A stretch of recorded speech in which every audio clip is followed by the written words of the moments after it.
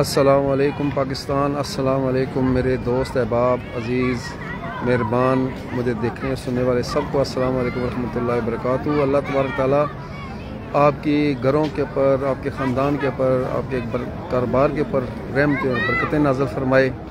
मैं इस वक्त मशहद के अंदर हूँ, इमाम मूसा रज़ा के मज़ार पे हूँ और रात ज़रा लेट से पहुँचा था, दूसरी या सिग्नल नहीं थे तो मैं आपको जो है वो अपडेट भी नहीं दे सका। अल्लाह के फजल और करम से, आपकी दुआओं से मैं बिल्कुल ठीक ठाक हूँ और सफ़र मोहब्बत, सफ़र अमन जारी है। और इंशाल्लाह कल यहाँ से हम अगला जो है वो करूँगा तेहरान के लिए। तेहरान यहाँ से तकरीबन 1000 किलोमीटर दूर है और एक नाइट रास्ते में आएगी, फिर तेहरान जाना है इंशाल्लाह। तो अल्लाह तबारक तआला से दुआ करता हूँ, अल्लाह ताला आपके घरों के ऊपर रहमतें नाज़िल फरमाए।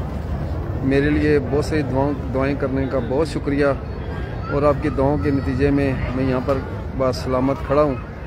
अल्लाह ताला आपकी, मेरी, हम सब की हिफाजत फरमाए। आमीन। अस्सलाम वालेकुम रहमतुल्लाहि व बरकातुहू।